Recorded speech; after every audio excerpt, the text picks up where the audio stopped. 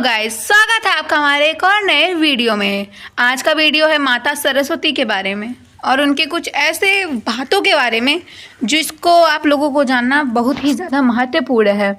आज है बसंत पंचमी, 24 तारीख, पहला महीना 2026।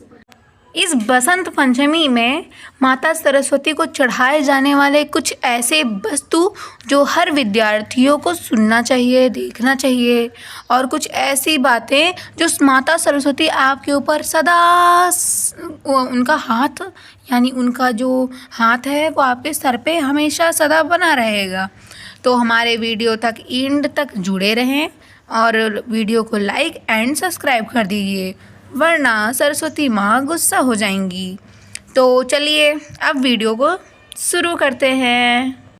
हेलो गाइस, मैं हूँ द वैष्णवी ब्लॉग्स। अब तो इंट्रोडक्शन देने की कोई ज़रूरत नहीं होगी। जैसा कि जानते हैं, बसंत पंचमी है, माता सरस्वती का एक बेहद खूबसूरत सा दिन है। इस दिन हर विद्यार्थी अपने पढ़ाई से रिलेटेड और अपने कुछ भी जिसके बारे में वो तैयारी करते हैं या फिर अनदर जिसकी पढ़ाई वो करते हैं या तैयारी करते हैं, प्रिपरेशन करते हैं, तो उनके लिए वीडियो बहुत ही महत्वपूर्ण है, क्योंकि ये वीडियो उन्हीं बच्चों और छात्राओं के लिए है जो इस टाइम किसी पेपर की तैयारी कर रहे हैं या किसी पेपर का प्रिपरेशन कर रहे हैं या कोई पेपर देने जा रहे हैं। क्योंकि ये पेपर उन्हीं के लिए है, क्योंकि जैसा कि आप सब जानते हैं कि माता सरस्वती एक हंस पे विराजमान है और कुछ लोग कहते हैं कि ये कमल पे भी विराजमान है। तो हाँ, ये बात सत्य है, वो कमल और हंस दोनों के ऊपर विराजमान है। और इनका जो कमल है वह पिंक कलर का है और जो आसन है उनका यानी कि हंस, वो सफ़ेद कलर का है। माता सरस्वती हमेशा सफ़ेद वस्त्र पहने हुई रहती हैं। कहते हैं सब कि माता सरस्वती को सफ़ेद वस्त्र अति प्रिय है।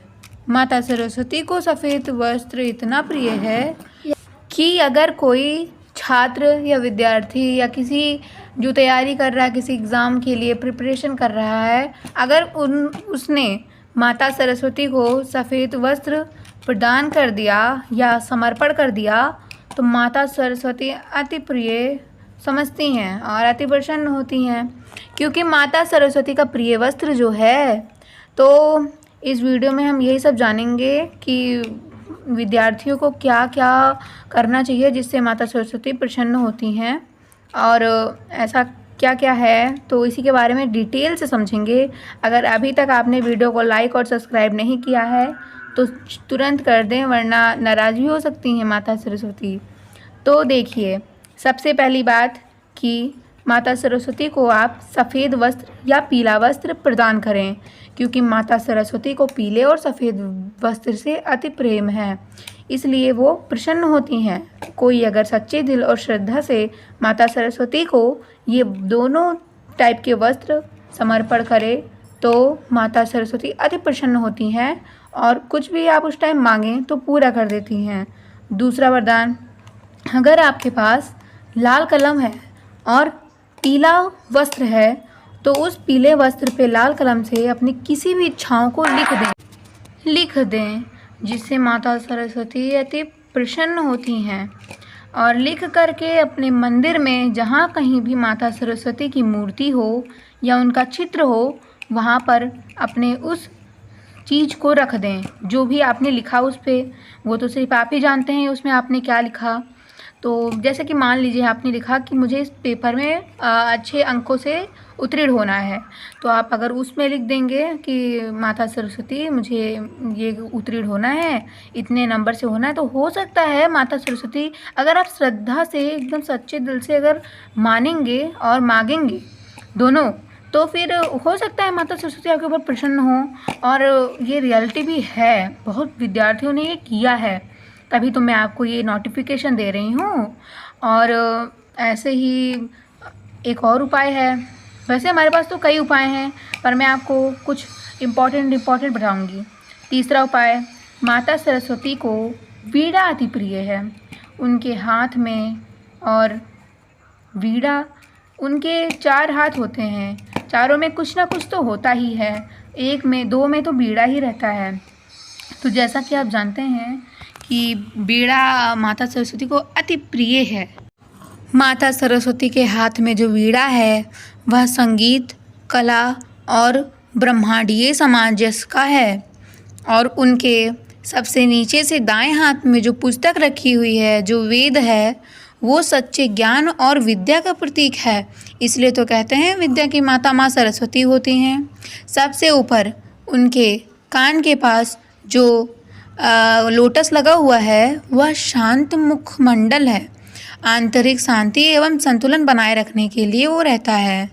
और जो पीछे मुकुट रहता है उनके, क्रिकेट मुकुट नाम है, वो दिव्यता एवं ज्ञान का प्रकाश का उजाला करता है। और जो उनके हाथ में, सबसे ऊपर हाथ में दाएं तरफ स्फटिक का माला है, वह साधना और आध्यात्मिक शक्ति के रूप में है। कहते हैं कि साधना करते रहना चाहिए, नाम लेते रहना चाहिए, तो वही माला है वो। और सबसे नीचे हाथ में भी वीणा ही है, क्योंकि वीणा बड़ा होता है इसलिए वो वीणा ही पकड़ती हैं उस हैंड से। और सरस्वती माता का एक बहुत प्राचीन सा श्लोक है जो कि सभी को पता होना चाहिए। वो श्लोक इस प्रकार से है, ओम सरस्वती मया दृष्टा वीणा पुस्तक धारिणी हंसा वाहनाशीनम नमामि तम सरस्वती। ये श्लोक आपको भी याद होना चाहिए, क्योंकि आप अगर साधना के लिए स्फटिक माला आपके पास है तो उससे आप एक एक श्लोक ऐसे ही गाएं, जिससे माता सरस्वती प्रसन्न होती हैं और आपके परीक्षा में सफल होने का चांस अधिक रहता है। और सबसे मेन और इम्पॉर्टेंट बात तो अभी मैंने आपको नहीं बताई है, जो कि मैं अभी एक बात बताऊंगी, उसके बाद में सबसे इम्पॉर्टेंट वाला आपको बताऊंगी। फिर आप तीसरी बात सुनिए। तीसरी बात ये है कि जो माता सरस्वती का जो हंस है, तो अगर आप कभी हंस को देखें या फिर अगर आपके पास हंस की कोई तस्वीर हो, तो हंस से आप कहिए कि आप अपनी देवी स्वरूप सरस्वती माता से कह दो कि हमें सफल कर दें। बहुत लोग रहते हैं कि कहते हैं कि माता रानी पास करा दो, 100 रुपये का भोग चढ़ा देंगे। तो माता गुस्सा होती हैं, वो कहती हैं कि मैं क्या लालची हूँ, मैं खुद धन देती हूँ, मैं क्या खुद ही धन से लूँगी, मैं तो सबको खुद धन देती हूँ। अब सब लोग कहते हैं कि 100 रुपये भोग चढ़ा देंगे। ये गलत बात है, ऐसा नहीं कहना आपको, इससे भगवान रूठते हैं, आते नहीं हैं, और इससे धन आपके पास रुकती नहीं है, चली जाती है। आपको कहना ये है कि हे माँ सरस्वती, इस मंत्र का जाप करते हुए बोलना है कि हे माँ सरस्वती, आपके सिवा है ही कौन मेरा इस पृथ्वी पर। आप सहारा नहीं बनेंगी फिर कौन है हमारा इस पृथ्वी पर।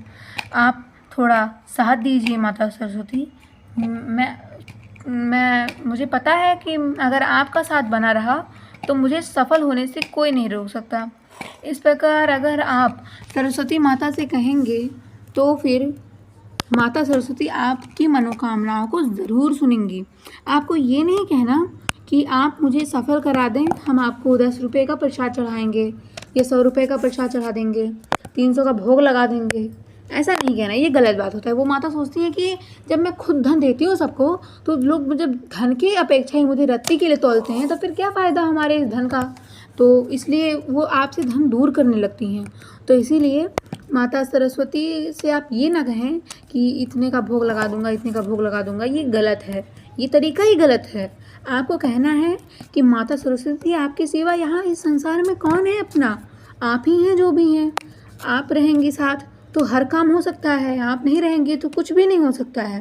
आपको इस तरह से बोलना है। अब सबसे आखिरी में बात ये है कि ये ऐसा चीज़ है, ये सरस्वती माता का एक ऐसा मंत्र है कि अगर आपके घर पे सरस्वती जी की कोई मूर्ति है, तो आपको अगर कुछ भी नहीं आता, पेपर में कुछ भी नहीं आता, तो अगर आप इस मंत्र का जाप करेंगे या फिर उच्चारण करेंगे कम से कम 108 बार, तो सरस्वती माता बहुत ही ज़्यादा प्रसन्न होंगी। वो मंत्र मैं आपको बता दूंगी, लेकिन वो मंत्र आप इससे पहले, जानने से पहले आप मेरे वीडियो को लाइक, सब्सक्राइब एवं शेयर कर दीजिए, जिससे कि हर स्टूडेंट के पास ये वीडियो टाइम से पहुंच जाए। तो वो मंत्र है ओम ऐं सरस्वते नमः। इसका उच्चारण अगर आप 100 बार करेंगे तो आप अवश्य तो इसी के साथ मैं अपनी वीडियो को अब करती हूँ समाप्त और सब्सक्राइब कर दीजिएगा। अब अगली वीडियो में मिलते हैं। Bye bye.